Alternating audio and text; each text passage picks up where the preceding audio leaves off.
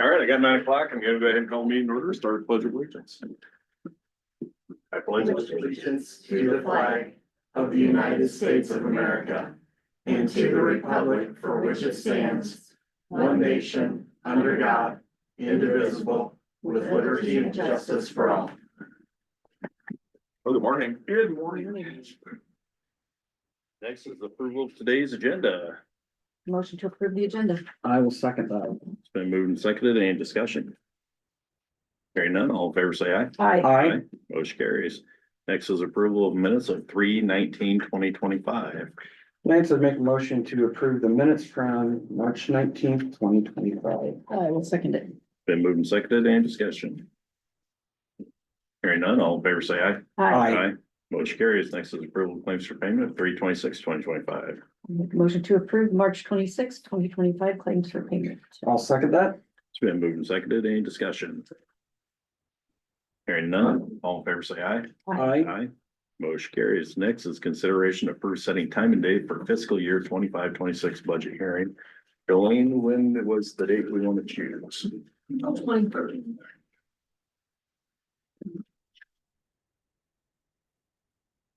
And we could have that right at the beginning of the meeting. Sounds good. I'll make a motion to approve the time and date for the fiscal year 25-26 budget hearing to be held April 23rd, 2025 at 9:02 a.m. in the large conference room of the Hardin County Courthouse. I will second it. Been moved and seconded. Any discussion?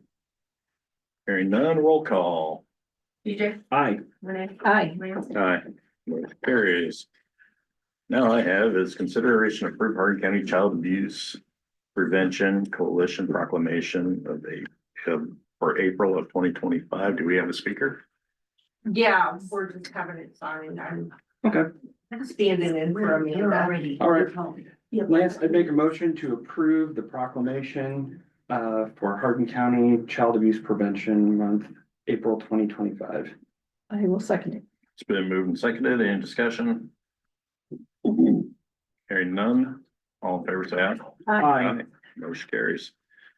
Next is consideration to approve the Hardin County Sexual Assault Prevention Coalition proclamation for April of 2025. Do we have a speaker for that one? Okay. Lance, I'd make a motion to approve the Hardin County Sexual Assault Prevention Coalition proclamation for April of 2025. I will second it. It's been moved and seconded. Any discussion? Hearing none, all in favor say aye. Aye. Aye. Motion carries. Next is discuss with possible action Aflac and State Farm open enrollment. Who do we have for that speaking? Hi, Hi, Julie. how are you? Come on up to the podium if you would, please. Well, I'm Brad Johns, I'm just going to do the talking, this is John Johnson, Philosophy. And this is Lance, Renee, and BJ. Good Good morning. morning. Morning. Thank you for allowing us in. I have a document that's actually Allstate, which is fine. Julie asked me to accompany her today to present a possible new benefit option for the employees of the county. It is a hybrid life insurance policy that contains long-term care coverage as part of it. It is a voluntary plan. The employees who work an average of 20 hours per week are eligible, along with their spouses and dependents. Coverage is voluntary. Premiums are done on a payroll deduction basis, so there's no premium contribution from the county that is required for this. It's what we refer to as a hybrid policy because it contains coverage for life insurance. So when people have the coverage, their beneficiaries are receiving the death benefit. For employees that have the coverage, if they need to receive long-term care treatment, whether that be home care, whether that be an assisted living, skilled care facility, the benefit is paid as a percentage of the death benefit on the policy at 6%. So the a $50,000 policy would contain a $3,000 per month long-term care benefit. Again, it's payable whether they're receiving treatment at home through home care or skilled care. The benefit, the long-term care benefit pays out 2 times the death benefit. So that $50,000 policy, for example, there would be a total of $100,000 of long-term care benefit paid out. The death benefit is always restored. So even when if they fully, the death benefit would still be paid out even if the policy pays out the full 200% of the long-term care. So that $50,000 policy could end up paying out $100,000 of long-term care. It will always pay out the $50,000 death benefit. The policy is portable, so when employees leave, they take the coverage with them. There's no change in coverage, there's no change in premium. It simply reverts from payroll deduction to bank draft basis. If they get to the point, 30-year-old enrolls in the coverage at age 70, they decide they don't need the coverage anymore, they can terminate that plan, take the cash value. It does build cash value. So employees that participate in will always receive value from this. They either in the form of death benefit for their beneficiaries, long-term care coverage for themselves and still the death benefit, or the cash value if they decide to terminate that plan. Getting into the real details, if they decide to terminate that plan at age 60 or whenever, they do have the option of taking the cash value, or they can come to the company and say, I want to take my cash value that I have and I want to buy a paid in full term policy, however much coverage that might be. Or the worst thing that they could do is nothing, because then the policy stays in force with no premiums coming in, and it pays the premiums from the cash value of the policy, and eventually it will just exhaust itself. And then it goes away. So really that's the worst thing they can do. They can either continue it, cash it out, or convert it to paid in full term policy. Enrollments can be done online, so there does not need to be necessarily an active one-on-one. The plan is communicated. There's a website that they can go to that's just for the employees of the county.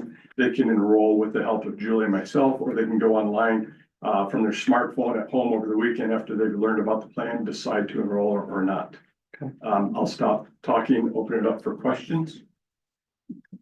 So the enrollment, so when Julie, you sit down about once a year with everybody. Right.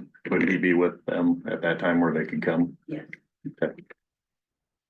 That'd be my question. The coverage is guaranteed issue, so employees are eligible for up to $75,000 of guaranteed issue coverage. Working spouses have the ability to get $20,000 of guaranteed issue coverage. Non-working spouses still can get guaranteed issue coverage. That's limited to $10,000. Dependent children can be covered under a term policy rider to the plan at $20,000, or they can choose to put an individual whole life policy on each of their children at $20,000. So there's a variety of coverage options for people. What's the age limit for signing up for it? Good question. Ages 18, active employee ages 18 to age 70 have guaranteed issue coverage. Employees, active employees 71 or older have to provide evidence of insurability above age 70. So guaranteed issue up to age 70.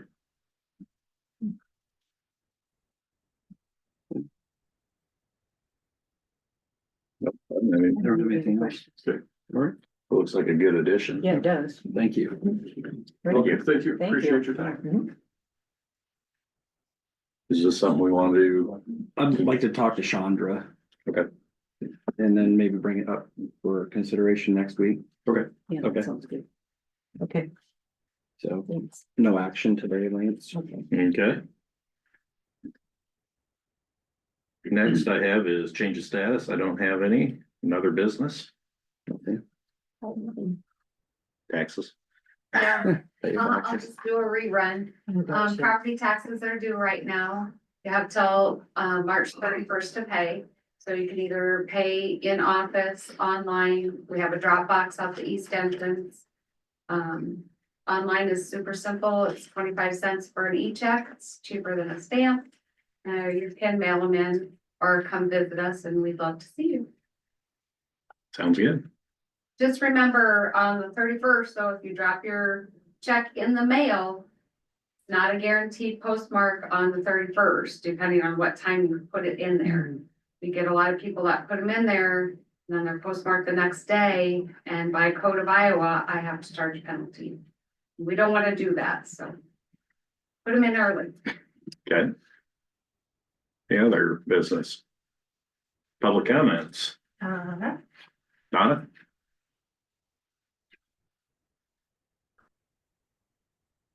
Actually, I just have a question regarding the property tax levy. This afternoon, the public hearing. Are you gonna do two of them? Today and then one for people who work days and can't make it? No. Story County does, so it's not unheard of. Nope, we did not set a time and date for two of them, so I can't change it now. You could make one for next week. I don't think I'd make deadlines then. Okay. Just wondering.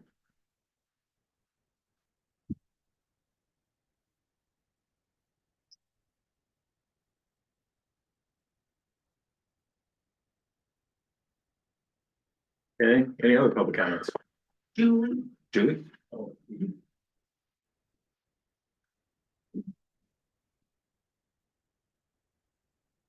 Hey, thank you, Donna, for making that point. Appreciate it. Well, here I am again, back like a bad penny. Because people ask me to come here and ask questions because they can't participate because they're working. And you don't let public comment, you don't do Zoom so people can actually zoom in from their home or like if they're on break at work. So if they have a question to ask you, tough crap. For them, they have jobs. You are supposed to be public servants. You serve the citizens of this county, not yourselves. Thank you. Moving forward. Jolene, so I had to pay 50 cents for the copy of that notice that you hung up on the bulletin board, but was posted no place else. So there, you got your 50 cents. I hope you're happy. Now, 17 provisional ballots I found out, 17 provisional ballots. Did you send out 17 letters to those people to give them opportunity to cure their ballots? How many did respond and cure their ballots? I would have to look back at our records.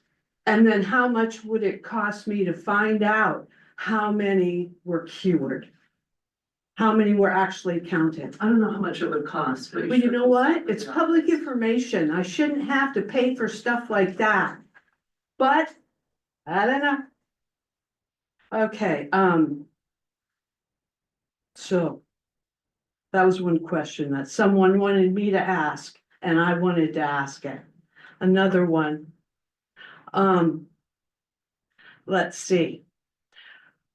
There was a meeting at City Hall where they're cutting funds to different departments and worried about ambulance service, and they withdrew from an agreement with Ackley. Someone asked me, because that person is working now and couldn't leave her job to come down here. She said, ask them, how will the county assure ambulance service to the communities in this county? You guys are running, a deficit, but you figured in your own salary increases into the budget apparently, because that's what you said last week, I believe, Lance. So are your wage increases and increases for other county officials, is that more important than ambulance service to all of our communities? Thank you. Or no, thank you. Next, do you guys have a public comment? Yeah, we do, but You didn't sign up, that's fine, coming we up. did. Oh, but you we did? were late. I mean, Oh, you're fine. you said there were many more. Okay.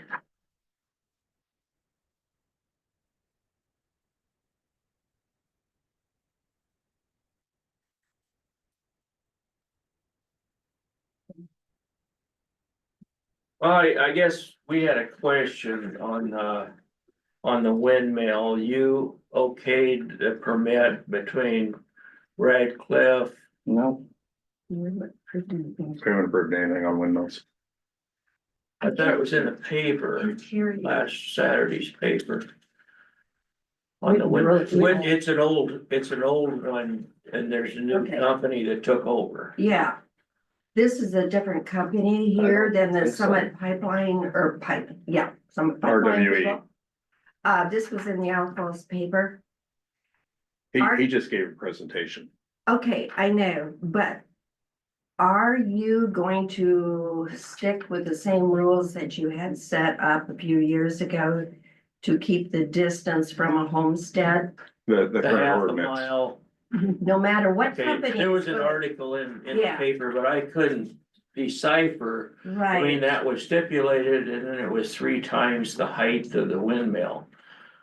But you made a rule, And we changed the ordinance here 5 or yes. what? yeah, whatever. So that's- You did a good job on And that. That's the good. current That's ordinance. That is good, Right, I'm yeah, glad we're you not guys changing done that. You're not We have gonna no- change it there's with no a new plan to company. change it. Okay, new that's what we company. needed to know. They're Okay. not gonna convince you to change it. I had no And intentions then I of guess changing. the other one I wanted to know, did you do the same thing for the pipeline? You can't keep it so far away from us because of the.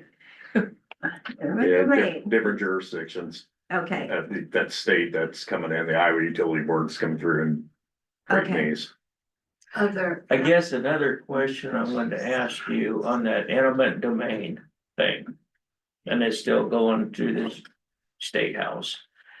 But on the windmills, do they have the right to go through property, like my property, to get to someone else's that's gonna put a windmill up? I'm better off That's letting a the law. attorney answer that, but I don't believe if you never signed an easement, I don't think they can. Okay, I guess that was some questions I could. Or they might have to take legal action to try to go through there, but I okay. haven't heard. Sometimes, I guess what my thought is, if they would take a shorter route. And then go through mine to get to theirs, which they built a road. And that's part of the easement plan that they come through with. Yeah. Okay. Okay. You answered my questions, I think. I got one other here, though, I don't like the 45Q tax. And is this company going to be maybe allowed to use that 45Q tax too?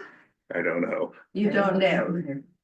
Okay, well, there's the HR 1946. It's like what we're trying to get repealed against that 45Q. I don't have it, didn't write it down, don't know. It was started in maybe 1980 something or other. And look how the big corporations have abused that tax. And in fact, there's areas that they don't even know exactly what it was used for, and we still paid it. So I guess I just want to make sure everybody understands what 45Q tax exempt is. And that whether you live in town, whether you live out in the country, whether you're anywhere near the pipeline or wind or anything else, you're still paying taxes on all that as a public person, so. So that is our other 2 things. All right. Right, Thank thank you. Yeah, I do have some papers here. Okay. This is kind of what the pipeline, that's what they're offering us. Okay. Was there any other public comments? No. Hearing no more.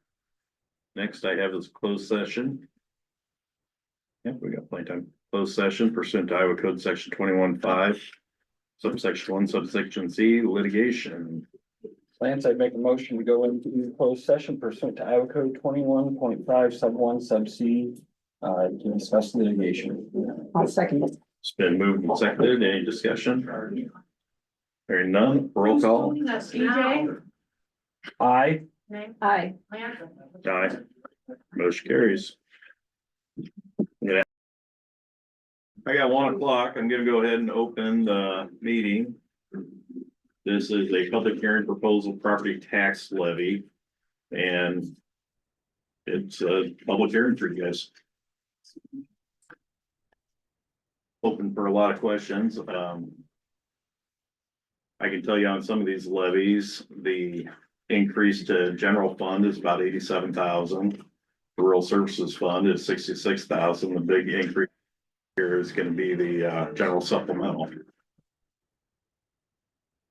Sorry, And the general supplemental, a lot of the reasons that went up is some for the radio systems, and then also we moved the Pike and Ipers from secondary roads into the general supplemental, so. Because we've always struggled trying to keep the funding sources to the secondary roads, and with the price of equipment, the price of rock and price of everything else.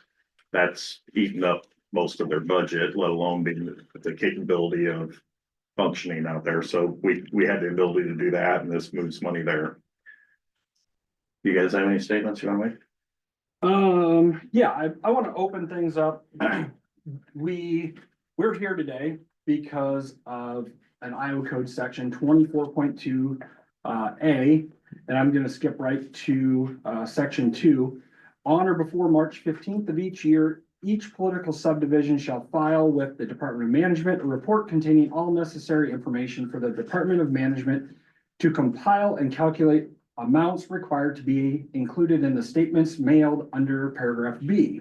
Paragraph B, not later than March 20th, the county auditor, using information compiled and calculated by the Department of Management under paragraph A, shall send each property owner or taxpayer within the county by regular mail an individual statement containing all of the following for the political subdivision comprising the owner's property taxing district. So that's the generic Iowa code that was passed a few years ago.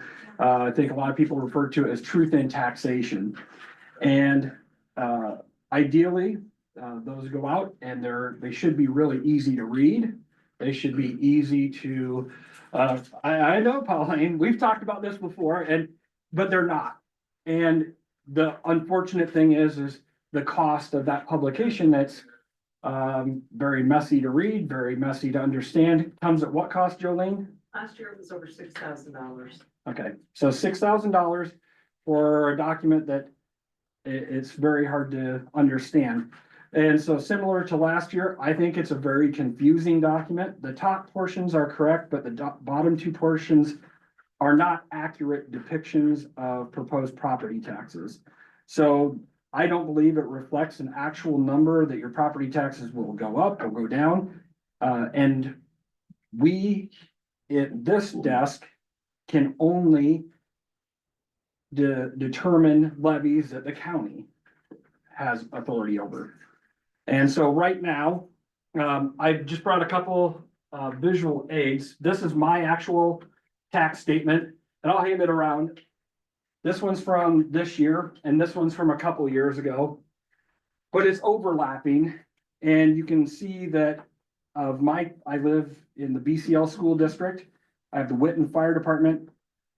42.1% of my property taxes go to the BCL school district. 17.5% will go to general basic services. 13.7 or 13.07 will go to rural services.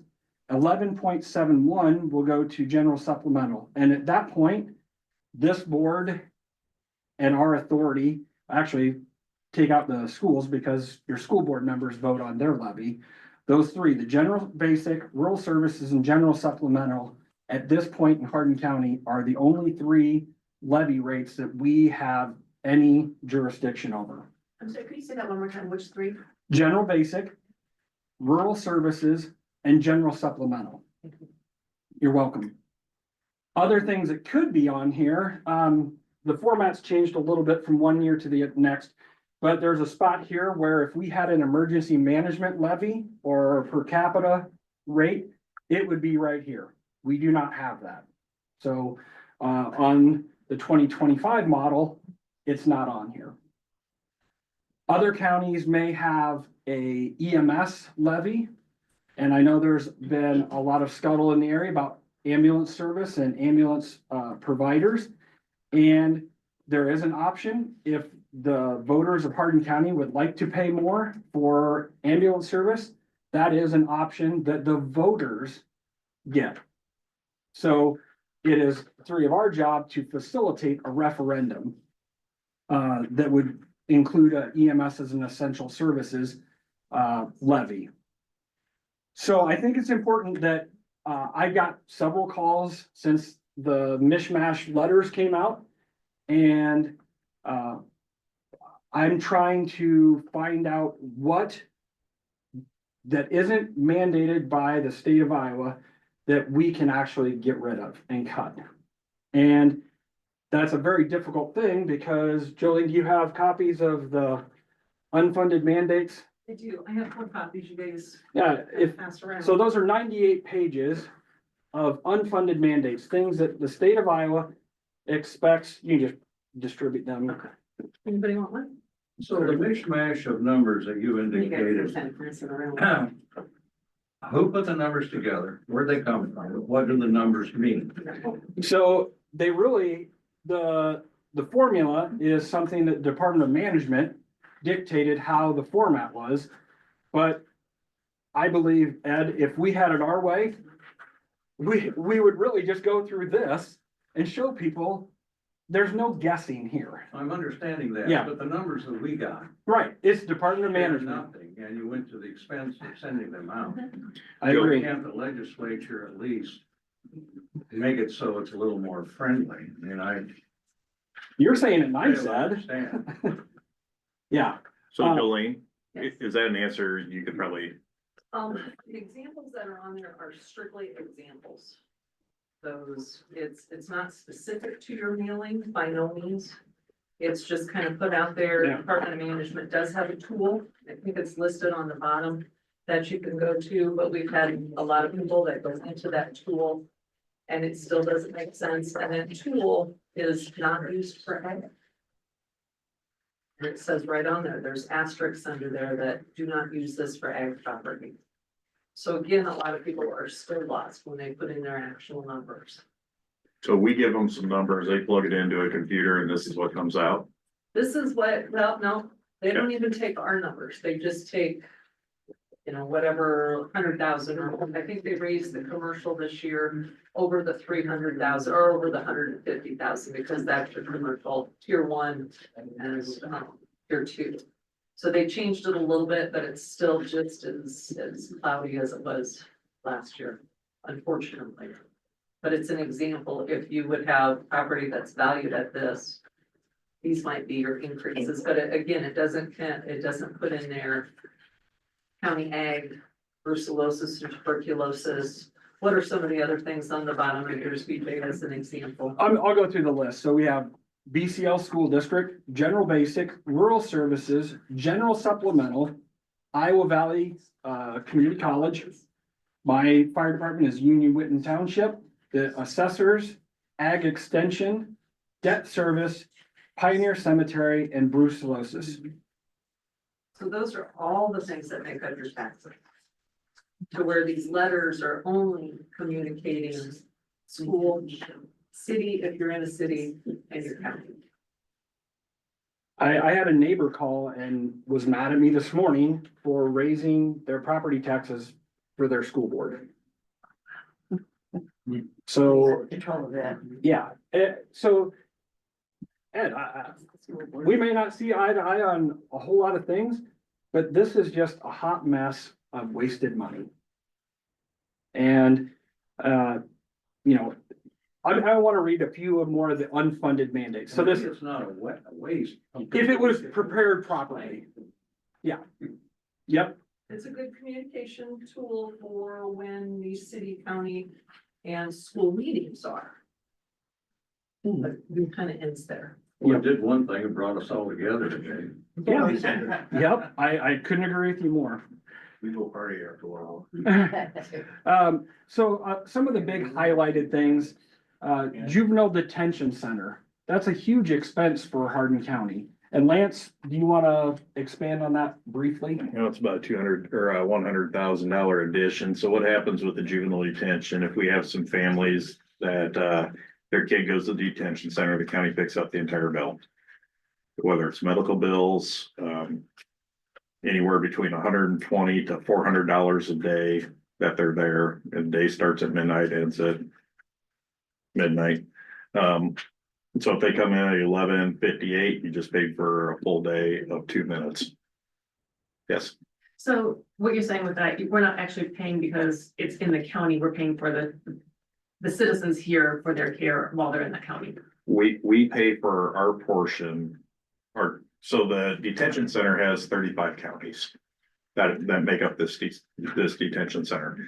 They roughly have about 35, 37 kids in there on a daily basis. If we hold one of those kids, it could be anywhere between $120 to $400 a bed day. If they stay there for 30 days, with any medical costs that come with that, we have to pick up that bill. There's nothing we can say. It's Why- just, Why can't the counties that the kids are in, this is what I'm saying. That's the way it is. This is a child from our So we county. don't have any, our portion. We only pay for our kids. We don't pay for other counties. As Correct. an example, there was a child in there, a juvenile that was in there for 46 days. He was at the upper level. It cost the county $18,000. That was without meds. This is where we're at, And we just, from our Have to pay it. county? one child. now there's other counties that have the same issues too, don't get me wrong. Lance, explain how. 35 other ones in this district, I mean, so that's not Well, anything. There's 35 owners of 35 counties that own that, but we may have kids from 40 or 50 counties in there that pay different rates as well. This is a lower rate. But doesn't the state No, doesn't chip in on any of the Iowa from the detention center? they will do a reimbursement, if I remember right, it's gonna be about 300 and some $1,000 annually based off of whatever figure they can come off of restitution for the year. And they divide that between all the detention centers. So we get about 300 and some thousand of that from the state, and our costs are still up here. But don't those? You as a detention center. though, Yes, not we as a as a detention, not county. as a county. Yeah, Yeah. I'm training school. No, not the training school. Not a training school. We don't have anything to do with that. That's state. Training school's all state. Two different. Okay, I'm Yep. sorry. Ed, you had a I got question? my, Yeah, but don't those kids go on Medicaid or anything when they're there? Nope. They don't qualify. for We Medicaid. were told that according to federal law, that that is a county expense. And that any type of those will not pay. We can't charge for it, so we have to pick up the bill. So if they go in for an emergency room call, $700 or whatever it is, we pay it. Appendix, we pay it. Teeth, we pay it. And you have to keep the health of these children up. You know, Lance, your mom and I, Holly and I were on the board when we engineered this detention center. And your mom was more involved than I am, so that gives me an out. But what I'm questioning is, I don't recall, maybe you can clarify on it, Holly, but that was set up that way when we initially put that together. I don't, I'm not Originally, following the way it's. Actually, Millie put it together, and there were 6 counties that were members. We took 2 more joined while we were in office, right. so there were 8 counties. And the daily price, I think, was $60. Yep. originally it was 400. When- And then it got down to 60, then down to 50. Now it's back up to 120 to 400. And it just cost them operations, legalities that everybody has to bend hoops and go through. It's just getting outrageously expensive. But, Salaries there are, and we're holding more kids there, and we're holding kids there longer. But yeah, salaries are outrageous the too. director makes what right now? 200 plus. Wow. So who was manages 70 or this 60 or 70. unit? I got a couple questions. Oh, I'm sorry. I got a couple questions back here. Sorry. So my question is that if a child goes into this detention center and their family has insurance on them, why is that their insurance being charged? And the I would county is, love them to. well, I mean, every So it child, goes through JCOs. It doesn't go through our attorney. It doesn't go through us as a county, the detention center, who I'm only one of 35 votes. You gotta get them, which kind of answers your question. You gotta get those all on board to turn around and hire somebody to start implementing this. And we've tried, but I don't have the votes there. And you asked who manages it. It has a department head, but then again, it's managed by the 35 counties. shouldn't the 35 counties all kind of join together? We are. This is what the I'm management is. talking about for the private insurance that the child comes in. So at that point in time, shouldn't there be a board to be able to? I'm not getting anywhere with the 35 counties. He's the vocal minority. I got about 5. That agree with exactly what you're saying. But isn't part of that structured from the state? I mean, doesn't the state mandate the way you structure things? To some extent, I believe in this one, if they have health insurance, you should be able to run on their health insurance. But I'm being told you can't, and I'm being told it's by federal and state as well, but I don't think that's accurate. But I can't get the board to open up to get the legalities to get a legal opinion on that. I'm struggling with the other counties, but the other counties may not have kids in there. They're just an owner that may put one kid in every 5 years, And I know when my sister, only when they're in. I know when my sister's kid was in there, they got her insurance and got her for paying part of that. Not Her through child us. Was in there, What county? Hamilton. As far as I know, they wouldn't, because we are directors saying no. She got charged for it. Through who? The detention center, or through the county? I don't know through who, but she got charged for some of that. So we're told that we can't even collect on it. Cause her daughter had a medical thing and she got charged for the medical, And we have the same but it went on problem her At the insurance. jail. at the jail, yeah. The jail would be the same problem. When somebody's incarcerated at the jail, we pay the bills. Whether it's feed, the family, the same thing. I had another question. Yeah, all this is very eye-opening. Thank you for letting us sit and speak and having a good dialogue and conversation. I'm just gonna want to step back because I know that seems like that could go a long way with the conversation.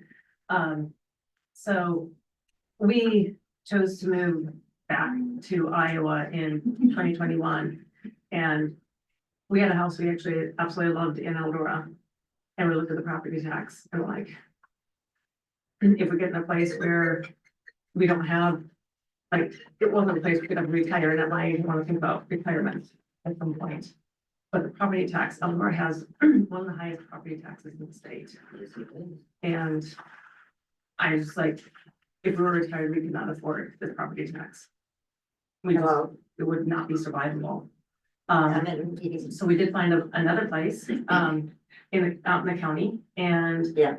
after it was purchased, the assessed value was, they automatically put another $30,000 on to what we paid for the property, which I thought we paid fair market value for it. So I thought that was a little crazy, but I'm like, fine. And then because we live in the county, they last year raised the rate another, what was it? They did a standard, you live in the country, we're gonna raise it 20%. And so I know those are assessed values, and this is coming at it from a different way, but it's just like, at the same time, the state is trying to reduce property tax. It's getting a little crushing. So that 20% you're talking about, Connie sitting here can explain it very well. You Per won't code like of it. Iowa, assessors have to be within 5% of market value. So It's a state code. ours went up like 30,000, there was not 5%. No, above. and I mean, that's just average, that we have to be within fair market value. Everything, I'll tell you right now, assessments are going up this week and everything's going up. Ag land, Andrea, you can be happy, mine went up. It did a total and our property went up over $156,000 this year. Well, the market for real estate. But exactly, it's the market. This is all market driven. People are paying way over what assessed values are. And by doing that, Andrew's lived in her house for a long, long time. Holly's lived in her house a long time. Let's say Dave Hoyt comes in and he buys a $250,000 house for $500,000. That affects each and every single one of us by what this market is doing. The market is not slowing down at all. There's houses selling for more than double what they're assessed at. That's why this revaluation project that I'm in the process of starting is so important. Because they'll come in, you know, a lot of people don't want them in, they don't want them to see their stuff. Well, stuff isn't assessed. They think it's private.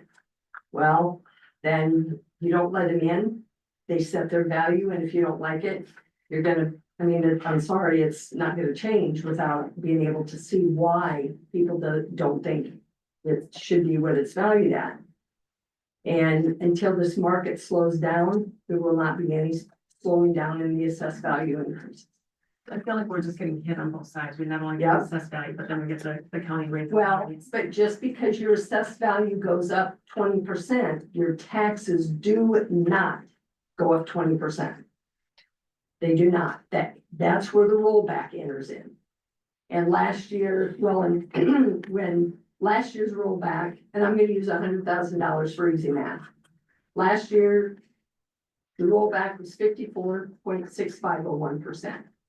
Meaning on $100,000 value, the taxable value would have been 56,000 some odd dollars. This year, on $100,000 house, the rollback is 46.3824%. So your assessed value has lowered because it increased, they lowered the rollback. And then, so your taxable value is not as high. So when everybody gets their assessments next week, they're gonna think, oh, my taxes are gonna go up 15%. Well, they won't. It's your assessed value that did. And until, like I said, until the market slows down, it's gonna go up. Now, ag land value is assessed off of productivity. So that's based off what your CSRs are, and it's over a 5-year average. Well, that 5-year average that we're in for this assessment year has got 5 good years of Production. and prices and cash rent and selling prices. So those. But are that all doesn't high. have anything to do with the CSR. What you just mentioned. I don't have anything to do with that. I know, but the price of Fine. farmland going up. If the farmland is based off the productivity index, which is based off the CSR. It's got 5 factors for it. It's There's based on 5 5 factors factors. for One's figuring that CSR, formula. one's price, one's rent, one's yields. And I And believe price of, commodity prices. and the price of grain. And that's over a So 5-year that, so average. the 5-year average of productivity will increase one of the 5 factors. Yes. Okay. Yeah. So Farm value goes, land value goes down, they should lower that. It's gonna be, but it's gonna take a 5-year, yep, it'll take 5 years to bring it because back they down. drop 2 years and 2 years add in. So this year, the CSR unit price is $30.30 per CSR unit. Where last 2 years ago, it was $22.47 per unit. But the purchase price is driving the value up. And there's in And that yields. 5-year average that we're in for this year. COVID money, there was extra PPE money and they have to, they also have to. Report that for income, so that also plays into the fact that it looks like they made all this money. So productivity is not based off bushels, That's it's one of the based factors. off dollars It's of based on, income. that's all, it's commodity prices, which enter in there, that PPE COVID money. You've got bushels. Now, wait a produced. second, explain the PPE COVID money with the commodity price. How did you tie Well, those two that's together? going into revenue. it's money taken in. They sell their crops, so they got. So you're basing it off of the I income? don't base it off anything. It is, I do not. That's given to me by this Department of Revenue. The Department of Revenue bases it off of income is one of the 5 factors? Commodity prices. She can No, answer that better. there's a difference. I'm not. PPE money has nothing to do with grain prices. You talk to the Department of Revenue on that. Well, explain it to me. I did. How does PP, I can't.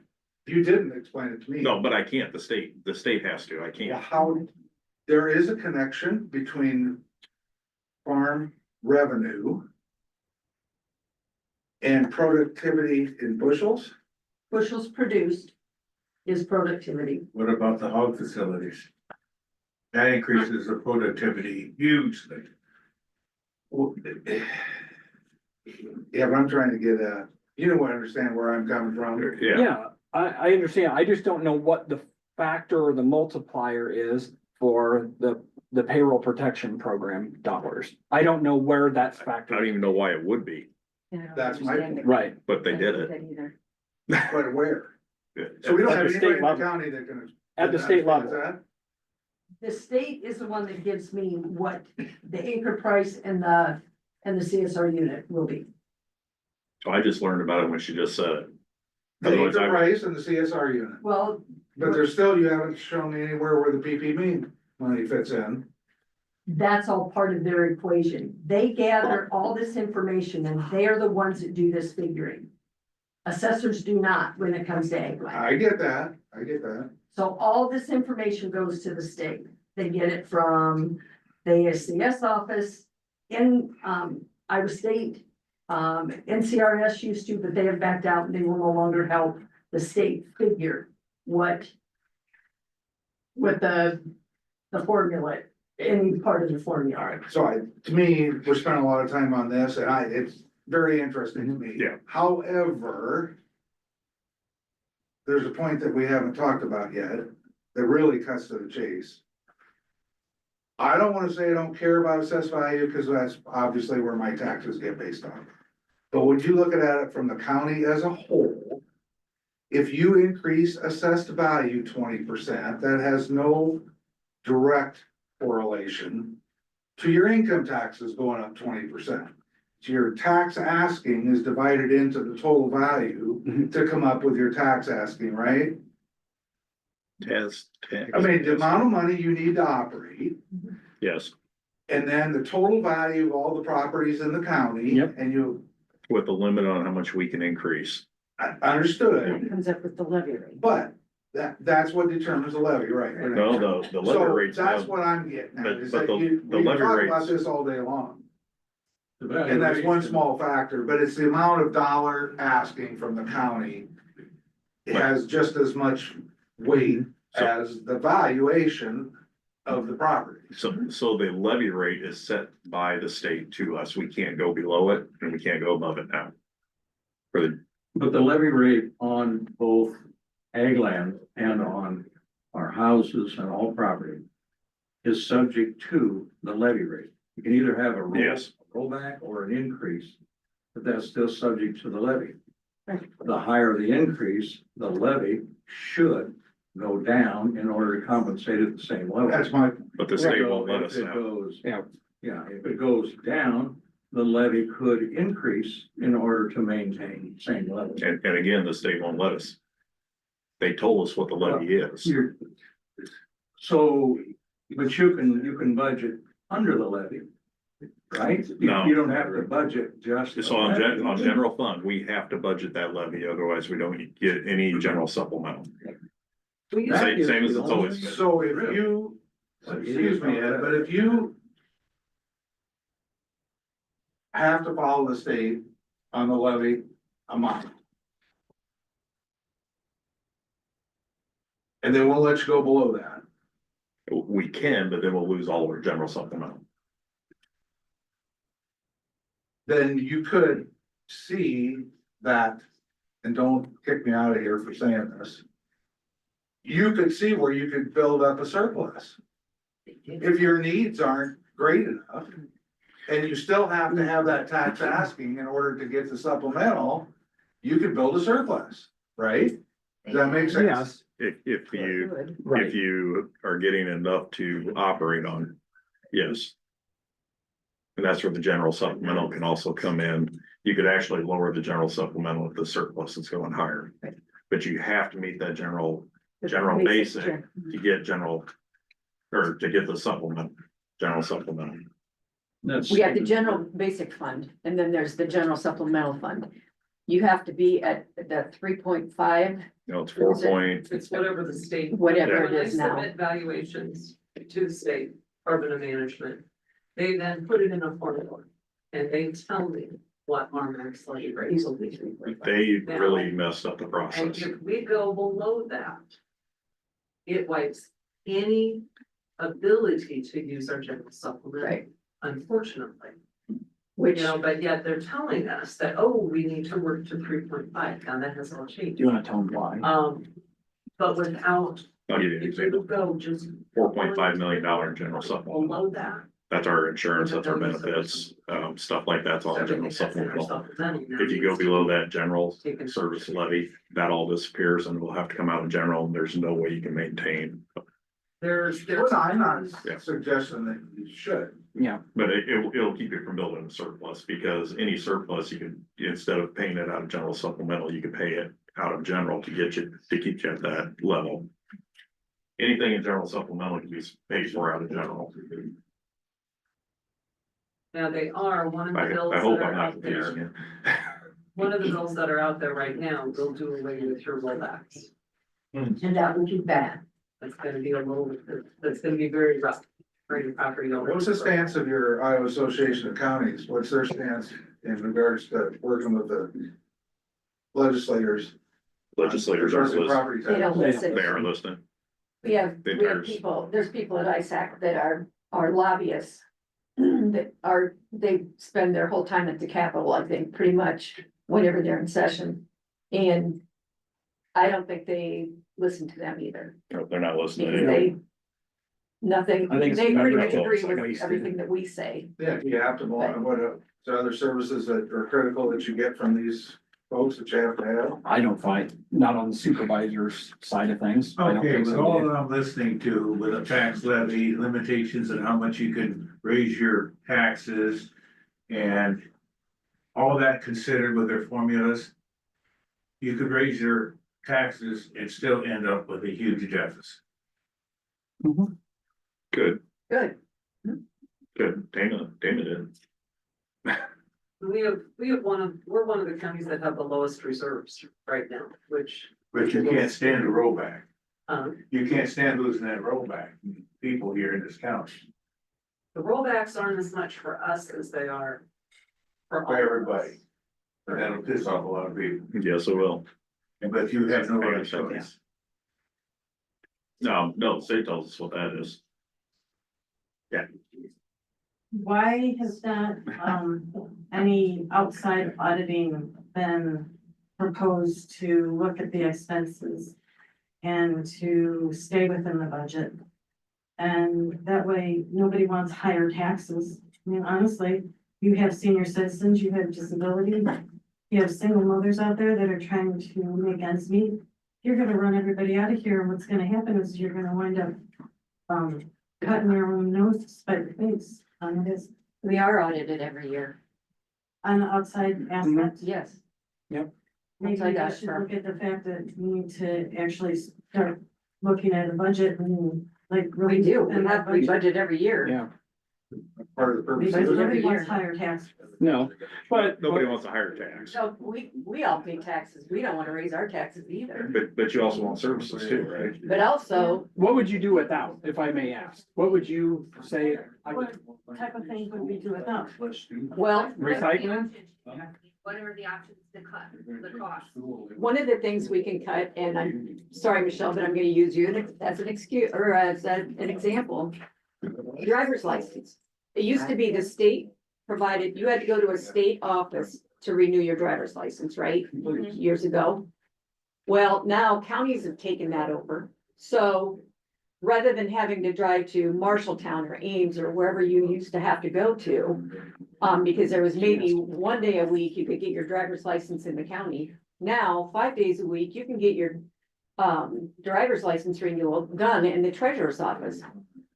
That's a responsibility that the treasurer decided to take over from the state, and we can probably, I'm sure, she can provide it much cheaper in her office than what the state was providing. However, we're not required to provide that service. And we So it's lose, just a So- convenience thing. Right, so we could do away with having to pay 2 employees in that office to issue driver's license, and then you'll have to drive to Grundy or Hampton or Ames or wherever. but if you look at losing the convenience side of it, Mhm. so now you have to spend more money to transport yourself to renew a license. I realize it could be every 4, 6, 8 years. But you're spending more money to get there, and that's how many multiplied by how many people they service in a year. Well, you have to do that anyways. If you go to Super Walmart, they don't have anything close. But so now you just killed economic development by not shopping locally. Right. And that's not a good trend for any rural area. Everything's been run out since COVID-19 out of this town with the businesses. So now you want your So- driver's license services to go away? No, I'm not saying that, but what I'm saying is that, you know, convenience is the issue, and then people need to step up and drive themselves up to where they can get the stuff done. Well, another example would be, and pick on West. Look at all the county parks that we have the privilege of being able to go to in our county, lots of campgrounds. Just parks in general. Coppins campus, they manage that. That's something else that we don't have to provide. What they're doing now is building a new facility out at the boat club in Steamboat Rock, which will be able to be rented out. It'll be much nicer, will be much more updated and everything. This is money that they're using that hopefully will bring in some more revenues for our county. Then you're But that challenged to break conservation even is on. one of the things we're not required to do, but we have the resources here, the natural resources here that will draw people that hopefully come in and spend money People here. actually use those resources, because I don't know a single person that does. Gwen's gonna give you Yeah. numbers. Yeah. Yeah. Going. Can I- Oh, yeah. And the campground, we're just gonna go with the campground. Our department brings in revenue to the county too, all of our. Right. camping- Yeah. All of 100% of our camping money goes Yep. to the general. Mhm. Our rentals, the cabins, we have the cabins in Tower Rock, we're gonna put in more cabins. Those are rented from people from Des Moines to Ames, well, all that money goes back to the general. And they So spend we're money. bringing money in from our department. And that's what we're trying to do with what Renee was saying, we're trying to create another revenue stream with the event center to bring hopefully more Mhm. conferences and trade shows, weddings, things like that, bring in more money to Yeah. support the supply to the general fund. A question, kind of unrelated to me, well, not really, very nice to meet you, Wes. Thank you for what you do. I've heard you many times. So how does that work to make that decision to build like that Steamboat Rock facility or these actual cabins? Like to invest in a property to bring in more revenue? How does that work? Well, for the, Big picture, I can I'll do it pick on the versus- cabins, we receive REAP dollars, resource enhancement dollars from the state. And we've had like a savings fund for that. We use that to buy our cabins, put those in one of our parks. And we also do a lot of grant writing. Work with different types of economic development, like for the lodge. You know, we receive ARPA money, but we also receive Destination Iowa grant, $650,000. To go with that, to leverage those dollars that we receive from the supervisors, we leverage those dollars to go after more grants. So, that's, we're trying to Your use health what we have trust. for money and then leverage that money and make it to get grant money and other types of funds. Why aren't grants being written for the things that you guys are proposing, Like what? or the increase in taxes? Cause they don't have a grant for that. Well, No, there's no grant to be received. Another one of the things that rural residents are taxed for is recycling. I live near Witten. I don't have a recycling bin. A recycling truck doesn't come to my house, but yet as a taxpayer, I pay for a service I don't even get. What else would you, so the same thing. So it's just a matter of, yeah, What? I have a Donna, Okay, one of the first reasons for these increases you have is increased property and liability insurance. Now, I don't know about anybody else. But our property and liability insurance from compared last year to this year has increased 60%. Yeah. From 2 years ago, it has increased 145%. Now, I'm sure yours has increased too, but the difference is we have to rebudget, we have to give this up to pay that. We have to buy this cheaper to pay that. That's what they're saying. What do you wanna get rid of? Driver's license, the county parks? Well, 10% pay increase last year sure as the hell didn't help. Because that's what they got. And while you may say, well, it doesn't total that much, neither does the mailing on that basis. So what is being asked of us is those of us who have had 60+% insurance increases and are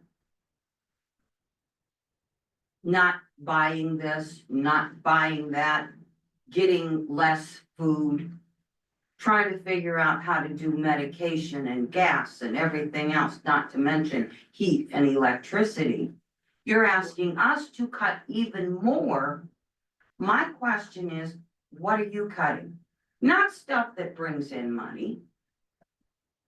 Not stuff that makes sense. What are you gonna cut? what do you think needs cut? I don't know, what do you know more about it than I do. And that's I'm what asking and you. that's what we look at on budgets. When you look at increases of salaries, 10%, not sure where you got that number. But when you look at increases of salaries, if you aren't paying your employees, you won't have employees, then they're all service based. I'm sorry. Over the Everything, beeping, I couldn't hear you. everything is service based here when you talk about employees. So we either have to cut services, but you do have to keep up with the salaries. And I'm not sure where you got the Keeping up with 10% salaries increase, is but one thing, but when you're looking at population and in general income, some of the salaries are higher than they need to be. They should not have been that high to start with, and they should not have had 10% pay increases. I don't know of anybody that gets that kind of pay. Surely you've got specifics for that then. And I'm gonna hop in here. If you look at COLA, it's only between 3 and 5% increase. Why are we increasing everything else to 10 to 20%? we're increasing our 2% salaries. in the budget. Two. And each and every one of us budget or department heads have been asked at least once or twice to get rid of more, cut our budgets. We've been And doing it. many of the department heads have said, I don't need that high a pay raise. I can take a lower. I know for our department, we lost a position last year. We cut a position out last year. We haven't had a new vehicle in our department for over 5 years. We're using the same vehicles we have, we're maintaining them, but that's gonna get expensive because they're gonna start deteriorating and then you're gonna start putting more parts, things like that. So then you're paying repair bills. 2005. Michelle? Well, I also wanted to say as a department head, I've been asked to lower my budget and I have. And I have a very slim line budget. My budget is basically salaries, the insurance and training. And you were And- also one of the ones that said, I don't need that high a pay raise. I want to take less. For that, again, I will commend you. Thank you very much. All here to serve the public. And that is what I love to do. Have a passion for. You do a good job. I think the hard thing is, there is not a person probably sitting in this room that isn't feeling the pinch of increased grocery bills, which you guys have nothing to do with. Roasts are $2 higher than they were per pound. last year. The cost of food has gone up, the cost of our insurance has gone up, Gas, gas has gone up.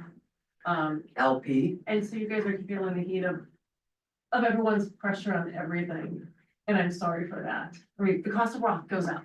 I mean, the cost of everything goes up, and so we're looking at our bill, just like everyone else saying, how are we gonna pay all these? Because everyone's feeling the pressure, and I'm sorry, you guys feel it, and I see that in your heart, and my heart aches for you. And to find qualified candidates, I'm telling you, years ago, I'd have 60, 70 applications.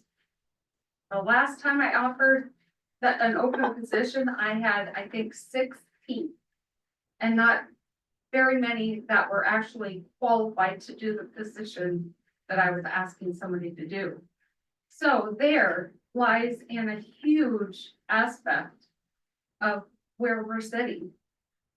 If we can't have qualified candidates to serve you, I don't know where we would be. And I'm sorry, I'm an emotional person. And, but I just think that, you know, we're all trying. And our hands are tied in a lot of aspects that nobody really understands. The legislation that came down truly ties our hands a ton. And if they get the new legislation that's proposed out there, we're gonna have another meeting, only it's gonna be a lot worse than this. Part of the Change problem- subject for a minute, go back to something that one of you mentioned earlier. That isn't directly, it is. One of you mentioned something about EMS as essential. You chose not Okay, to do that, correct? Correct. well, What's the implications of that for the county? so. And the reason I'm asked, to give you a premise, so you know where I'm coming from, that's one of the bigger budget items for the city, obviously. And probably every city is running the same thing, but that's one of Eldora's biggest deficit spots, is trying to keep that, you know, obviously you wanna make it break even, but it's not, obviously. But the Eldora tax base is helping pick that up, or is picking that up. But at the same time, if you lived a mile out in the country, you've got access to the same service, but you're not paying the deficit on the tax side. Right. So where, and Same as a so swimming what's, pool. tell me where that designating EMS as an essential service fits. What effect does that have on the county? I'll let you go with the. So when the legislature decided that we could host a referendum for EMS as an essential service, that was taken to our EMS council. And we asked for proposals of, okay, how many total dollars do you need and what are the deliverables? If it was going to be $1 million and you were going to have 4 ALS ambulances in the county 24/7, spell that out, give us a full plan. Other counties, I believe, Michael, they can pick on you here, have done that, and they've got quite the algorithm of what those tax dollars are going to be utilized for and what the taxpayers are going to get for it. Now, if there's a school bus accident and all 4 ambulances are needed and you call and you're having a heart attack, Dave, you might have to wait. So I think the 3 of us, our job is to put a referendum on a ballot for the people of Hardin County to vote, yes, we want to pay for an EMS as an essential service, whether it's $1 million and this is what you get, or $100,000. So I'm willing to facilitate that election or referendum. So that would, if you did that, you're saying all the EMS would roll up to the county level. And those individual cities that are paying for it now, such as Ackley and Eldora, wouldn't be doing that? No, No, okay. There'd probably be some double taxation in there somewhere, Dave. definitely. Yeah, and then on your tax bill, there'd be a spot over here that would say EMS levy. And a lot of your townships, they levy and contribute to That's coverage, That's right. you know, because Steve-O, we do not have an ambulance We do not levy for an ambulance, but we have a first responder and we have a fire department, which I'm on both. And so we keep Eldora kind of busy once in a while. Because it's a dual page. We're a packaging, stabilizing and packaging unit. They're the big guys that come in and do the really important stuff.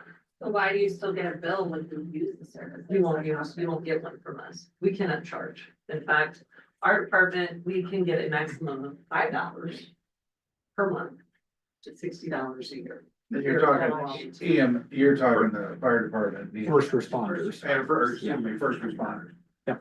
Is that the way it works for the township? We just pay, Say so. well, I'm a township trustee of Union Township. And we are authorized by the state and New County to pay.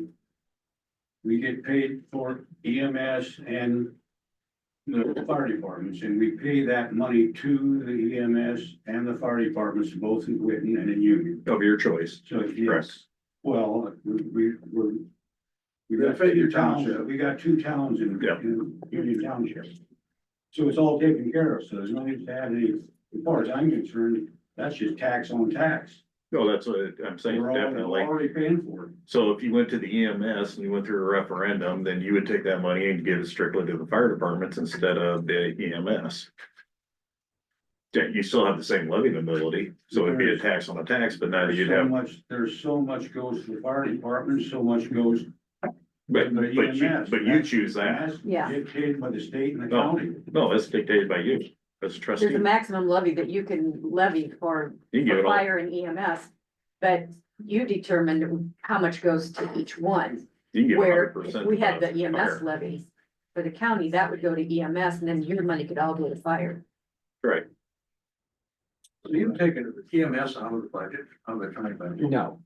EMS council is still in the budget. What does the, what functions does the EMS council perform? EMS council, gets a dollar amount and they use that to, train new EMTs and paramedics throughout the county. It's like a scholarship program.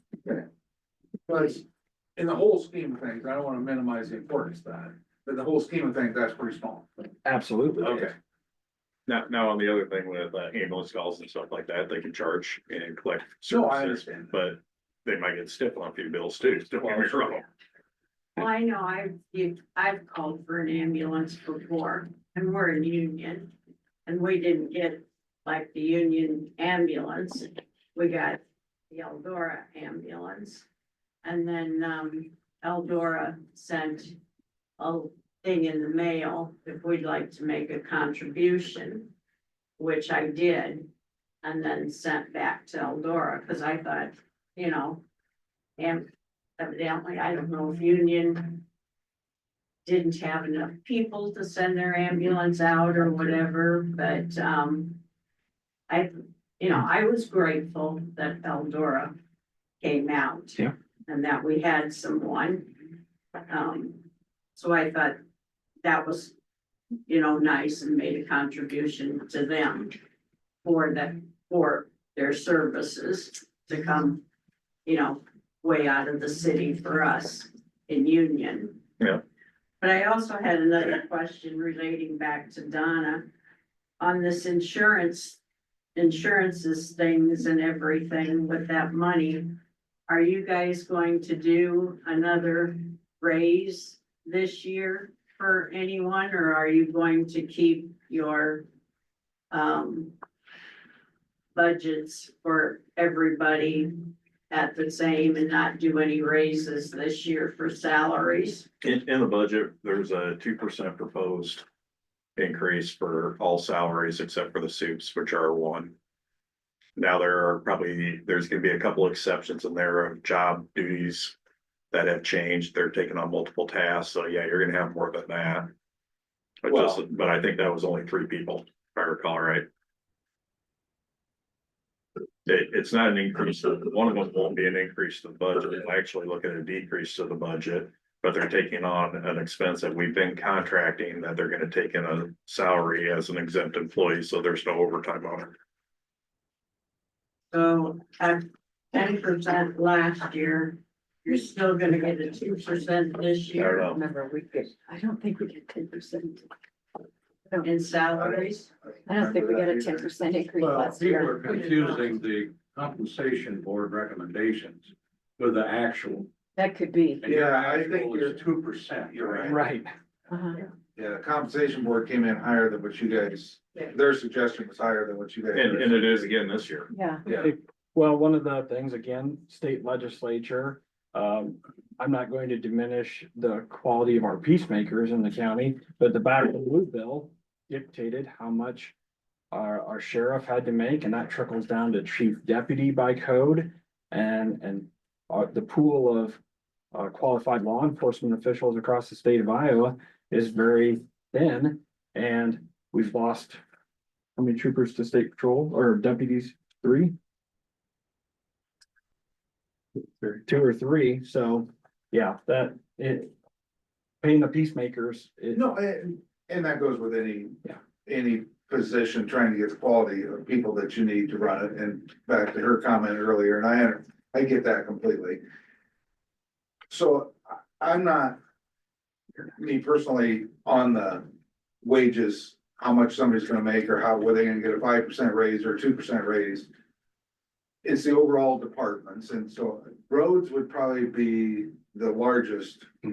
Is that, am I close to being right? Roads Yes. are probably the largest, and the sheriff's right in there with And them. then, yeah, okay, so those two. I mean, like last year. Hold on, Pauline. So. With the rock price going up, fuel price going up, machinery costs up, I completely understand.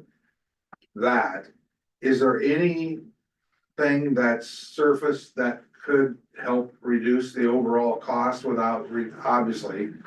Maintain a road less would do it, but obviously that's a double-edged sword too. That's your answer though. And Taylor has had a couple people retire or resign, and we went to the secondary roads crew and asked, will you do more work with less people? And they agreed to do that. And so Taylor's been very responsible to make sure that those type of things are occurring. This gentleman in the black sweatshirt back here. The thing that I just have a question about is that, is this just primarily an informational meeting? Or is this a meeting to say, or allow us to give us a chance to talk you out of doing this? Because, you know, I agree with a lot of other people in here, and I know that everything is going up. Everything has been going up.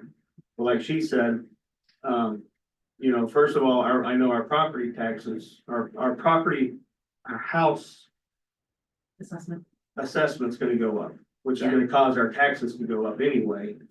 And then you're talking about doing this levy on top of that, so we're gonna get doubly taxed on everything. So our rates are gonna go even higher, and I'm on a fixed budget because I'm disabled. So all I get is my social security once a month. And I'm already paying out the yin yang for, like she was saying, with our homeowner's insurance.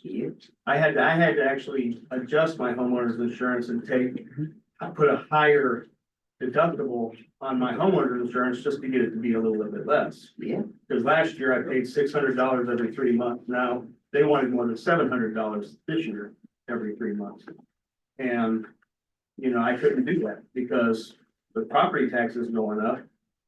You know, we're cutting back, you know, buying less food. And we're still, I mean, we're struggling payday to pay. So is it, You know, so to put my property tax even higher, twice as high. You know, I don't know how I'm gonna be able to afford that, and then I'm gonna lose my house because I can't. We can't raise it. Property. We can't double your property tax. No, I know that. I know. Okay, all right. I was just I like, know what you're saying, but the thing is that, you know, it may go up.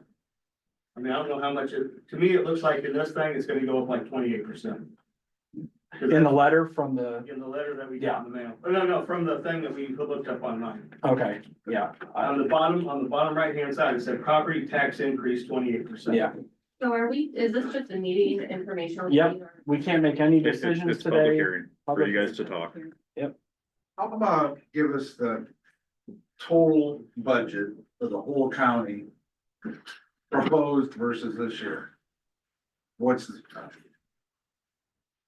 Increases, yeah, well, or the two numbers or an increase. grand total of 12,082,000. Increase of 87,000 on the general fund.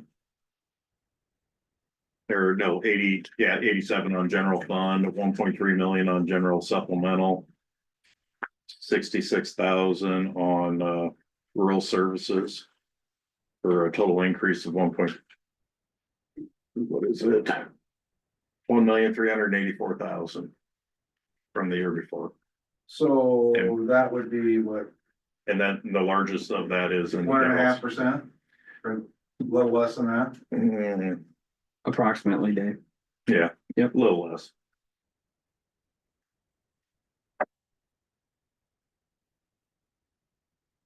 So, the previous year was 10,698,000. Previous was 10 million? 10,698,000. And some of that's due to, we've And had that went to 12 million. right. 82. And some of that is that we've had larger carryovers throughout the year, so we've been eating away at the carryover. And now we're to the point where we can't keep eating away at it. So our general supplemental going up 1.3 million. That's to get us to, I believe, an 18% carryover. And the carryover gets us from July to September when taxes come in. If you don't have a carryover there, obviously you can't pay your bills, including salaries or anything else. But we've whittled away our general supplemental so far in the last years that we have to get it back up to a manageable, I mean. But overall asking, it's less than 1.5% increase. Mhm. Am I correct on that? Correct. With your math, yep. I didn't do it. I'm No, thinking you're no, not. yes, yes, Dave. But you'll have solid numbers though at the budget. Yes, Correct. well, these are the budget numbers Yeah. I'm going off of. You just don't know how it's gonna relate to property tax because you don't know the valuations, No, all those, every individual's gonna be different. right? So I'm still not understanding why we're here then today. I mean, if we're here to. Just the budget year. Well, it's mandated. Yeah, because we're mandated to, and Yeah, I You gotta understand. get a feeling what's You know, going on. We spent an hour trying to figure this out, man, and I think we're all still kind of in the same state as we were when we came in. To me, here's the real serious thing. I think the way the legislature is walking in Des Moines, we will soon be talking, how are we gonna keep a courthouse here? I agree. Will we be in Marshalltown or Webster City? What's gonna happen? Now what happens to all of the departments? What happens to our emergency services? What happens to everything? I think that's coming. And that's the biggest scare I It's see coming. coming. I mean, you can just see, because the foolishness appears to me that's done here today. With that hearing, it won't really accomplish anything. But it is a step towards being mandated what to do. So what's the next step? Mandating that only courthouses that service so many thousands of people? You know, we're what, 16,000? I feel that they're gonna regionalize this. Yeah, it's coming, you guys, and it just. And it's not a cost savings. All it does is eliminate the local input. Now you gotta go to, now you'll have to go to the state house to give any type of input, and it takes everybody away, is what I feel they're trying to do. And we don't sit, we are trying not to sit back and, I mean, assessors, auditors, treasurers, we have all met with legislature. We are trying to figure out, because what's coming down the tubes is worse than it is now. Connie spoke of the rollbacks, where here's your assessed value, but you only pay this amount on your taxable value. They are looking at getting rid of our rollbacks. So Well, now, that's just gonna help them and so hurt now us. that you're back up to 100%. Right, but again, But they're going to. if you're cap not us asking at for more money, that doesn't matter. No, because if you're paying on 100% value, your levy rates will come down. Right. You know, Possibly. Well, No, they're they going to should. come down to two. They are gonna They come should. down to two. That is, and that is. And what they we want will to take all operate on. credits away also. Yep, they'll take all. Okay. the All credits will Yeah. go I away. got a question back here. Okay, now with all this is considered, You say you're gonna raise taxes possibly 1.5%. Okay. That's it? That's all you're telling me now? No, I didn't sit here and do the math, but yeah, that's pretty close. Well, I guess considering everything else, that's not a problem, because inflation was down to 2%, it's getting up to 3%. And you're only raising it 1.5. I'm looking at, you're gonna see a huge deficit. Well, our ending fund balances, or what the projected ending fund balance at next year is less than what, you know, we normally budget for. Did you say 18%, Lance?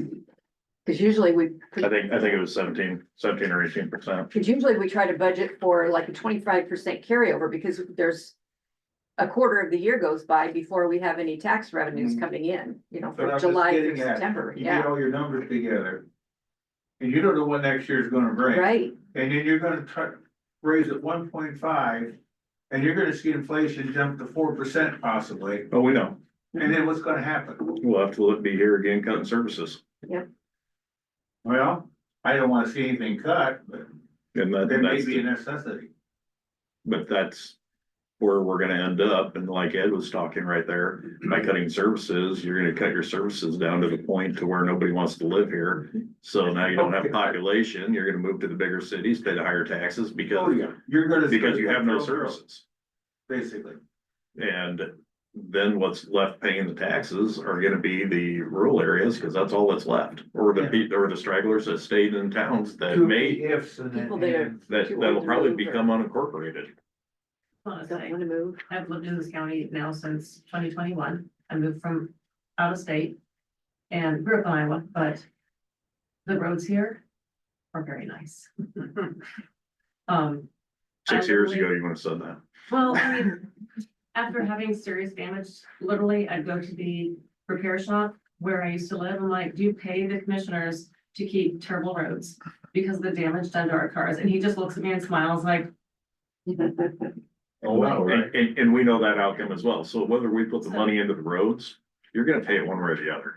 so I do appreciate having good roads. I have not run across any roads that have literally broken apart the inside of my vehicle.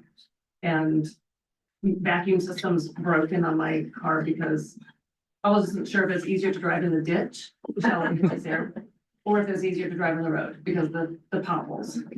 So $406,000 of this increase is to help supply money to the roads. It moved their FICA and IFRS over into the general supplemental, which is part of that $1.3 million increase. That we're allowed to do that. That allows them to, I mean, the money that we're allowed to give secondary roads won't even pay the payroll. Most, 2/3 of their money comes from the state, 1/3 comes from us. We did cut 200,000 out of their general funds, but there's up 400,000, so it's $200,000. They're $200,000 more. That won't even buy half a machine. Can I ask another question on services? What's the county's involvement, dollars and cents wise, with bike trails? We are at zero. Zero, okay, that's what I want to know. Where does that money come from? No, I take it back. What we do is pay for the insurance on the bike trail. Yeah. And that's tied it, same with conservation. There's no increase. I mean, it's just a liability insurance on the bike trail. So she had so grants, private fundraising, and then the private fundraising leverages additional grants as part of the match. One comment to that. Don't be disillusioned by the word grants. It's awesome. Because our bike trail came here, got a $20,000, $20,000 or $200,000 grant. $200,000 grant from the Department of Transportation. It didn't come from the Rockefeller Fund. So that's your Not in off-road these- transportation. Not in property tax dollars. Off-road transportation funding is where they have to spend it, so they can't spend it on the road. They have to use it for off-road sidewalks, bike trails, stuff like that. To answer your question, when we said zero, we used ARPA funds this year for some of the bike trail, but the ARPA funds is that federal money that we had coming in. We didn't use our tax dollars. So I don't want to debate this, but I'll just throw it, you can munch it around later. You charge a very reasonable fee to camp at our campgrounds. I know that from experience, but that's a user fee.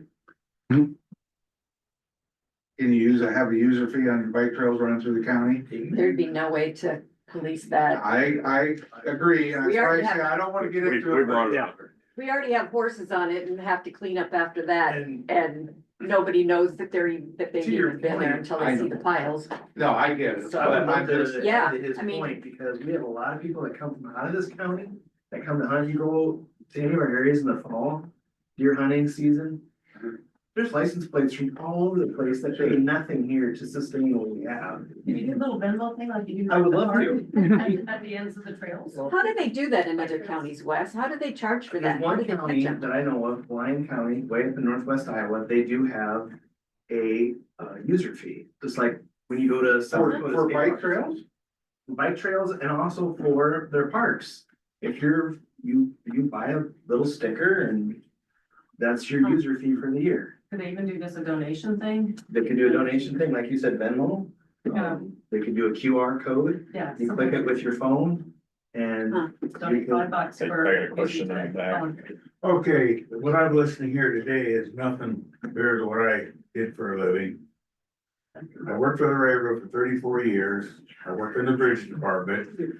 I retired as a general foreman, and in 2000, we had a total budget of $1.6 million.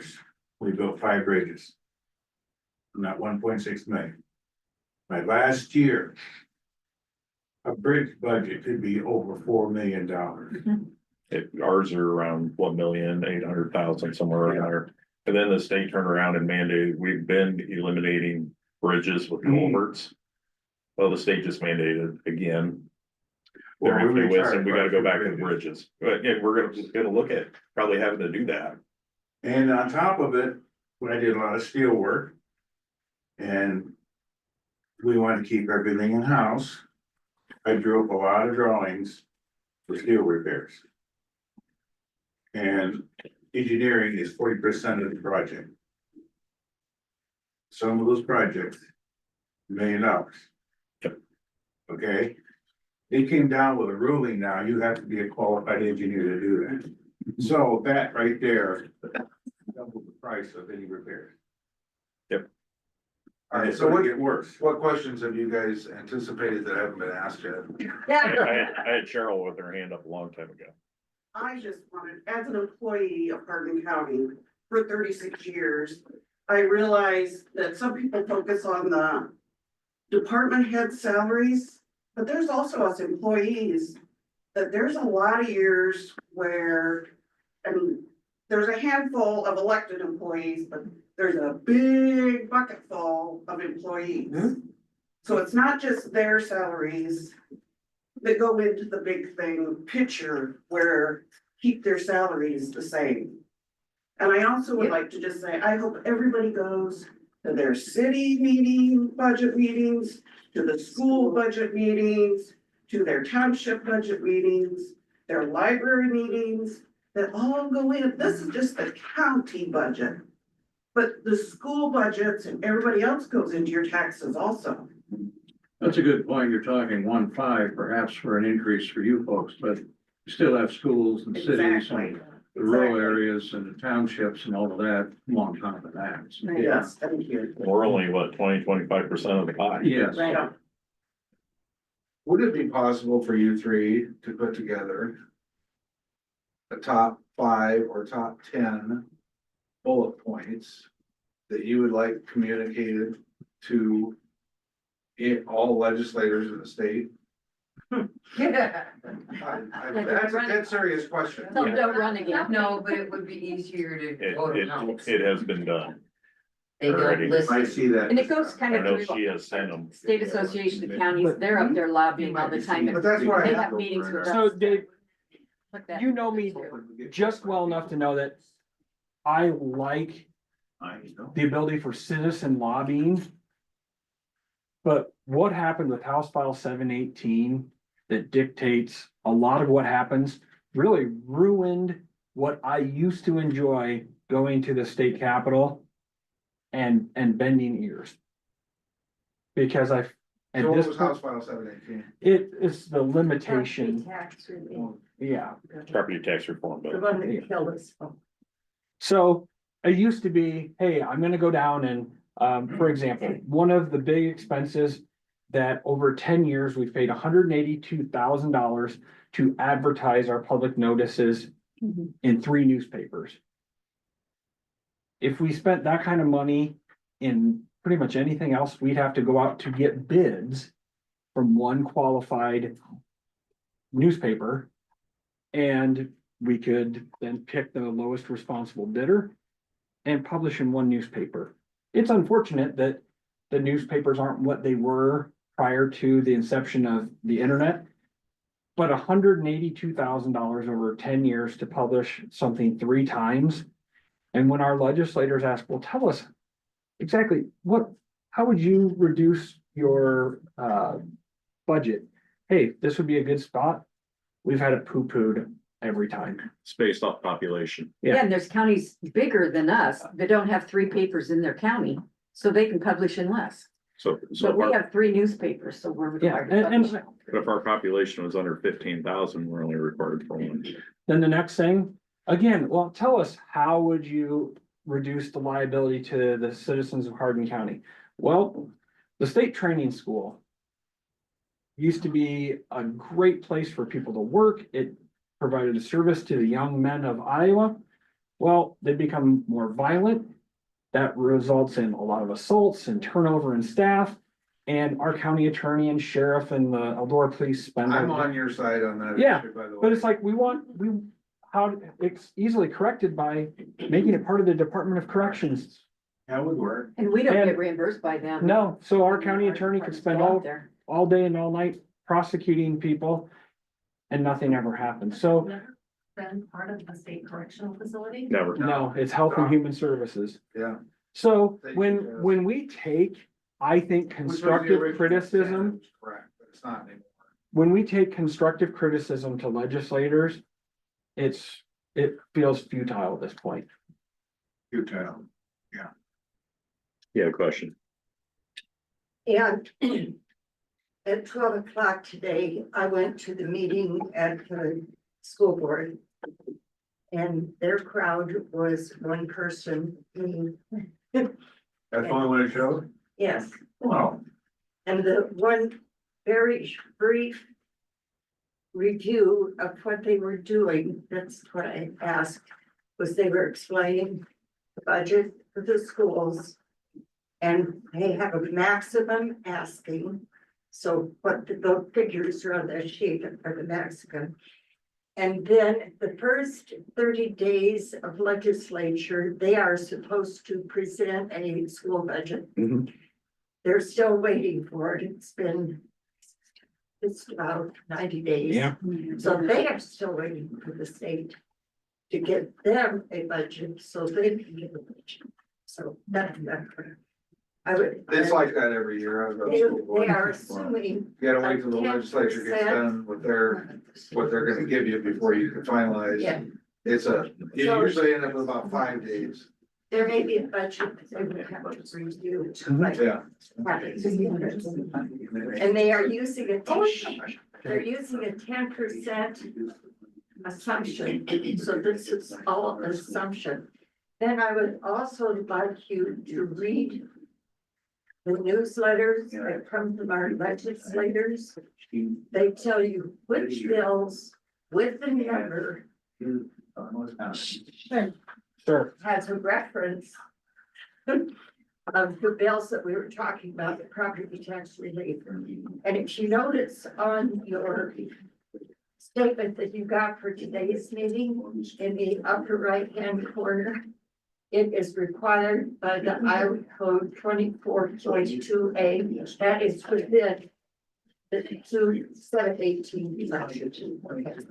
So if you look at the newsletters, there are specific numbers that refer to these property tax bills.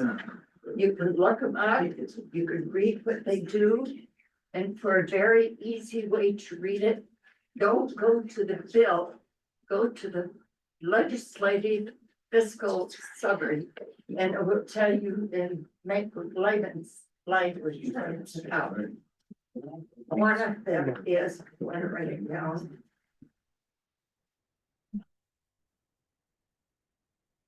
House study bill. Now, it's not a bill, it's just a study bill. House study bill, HSB 304. There's a House file bill. It puts a cap of 2% on the average levy rate, blah, blah, blah. House file 600, look that up. And then there's others that you can get people at the courthouse. Thank you. Nothing's gonna change Lance until the legislature looks at it a different way. And there is no threat to them right now because they have such a super majority. They're not threatened. You can say whatever you want to. That's not gonna make any difference. Until election time and someone will be upset somebody. And that's hard.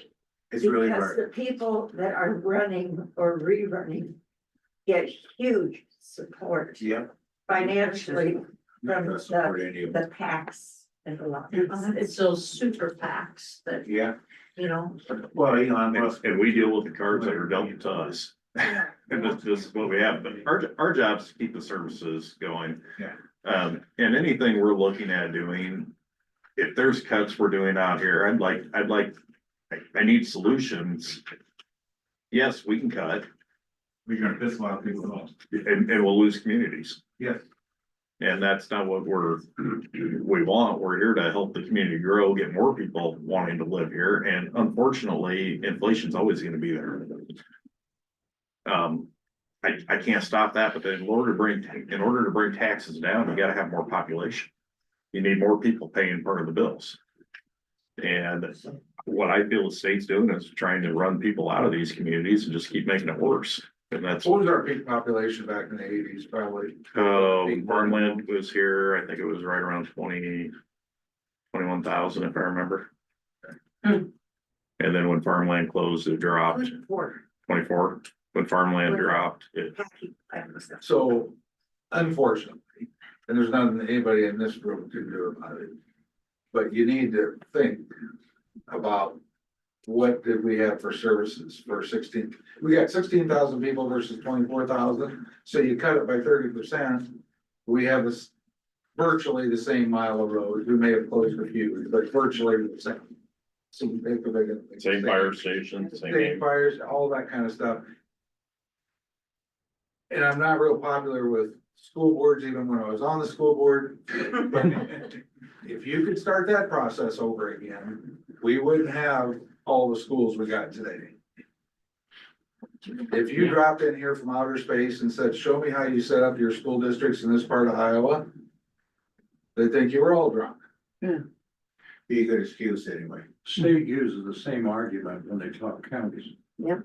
Yeah. So if you're gonna eliminate the school districts, you're gonna eliminate the counties.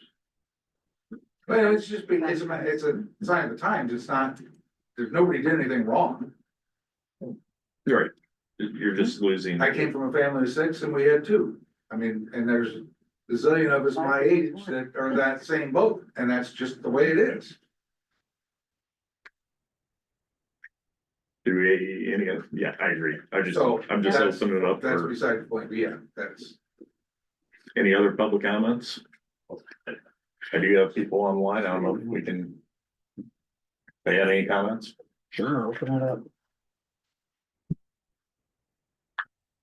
Thanks for your efforts and your Hey, time. thank you, Yeah, Dave. thanks for coming. You should be able to mute themselves now. Excuse me, can I speak? Can you hear me? State your name, please. Emily Herring. Okay. I would just like to say, I think that this has been kind of beaten over the, beating the dead horse multiple times, but I think the big thing is looking at the state level and recognizing that it's not our board of supervisors that are making these major decisions. They're just given the hands that they're dealt and are working them through. But I do think, things like conservation is important for our county because that does bring visitors in and helps them spend money in the county. And we need that. And also, if you look at research over and over again, it's recreation that'll bring young families in. I'm actually on the school board as well. And I can tell you, our school numbers are dropping. If Eldora loses our school, we're going to lose our community. So we've got to kind of start thinking outside the box too on what we're spending our money on and the infrastructure in our communities. But again, I think we just have to look at, state level legislation and what's happening there, because that's truly the deciding factor. And I appreciate the Board of Supervisors supporting conservation in their projects. And I know that Wes has done a good job at writing grants to get projects, and those grants, yeah, they come from alternative funding sources, but they're important to have to be able to get these projects done. So I know that this meeting probably wasn't the most enjoyable meeting, but I listened to it, and I just have to say we have to recognize where these decisions are being made, and then recognize that we're the ones that are voting those people into office. Thank you. Thanks for your service on the school board, Emily. Any other comments? And it's required annually. Yes. Yes. I'm not hearing any others. Give me a second or two. Oh, Can you have coffee and donuts the next meeting? Budget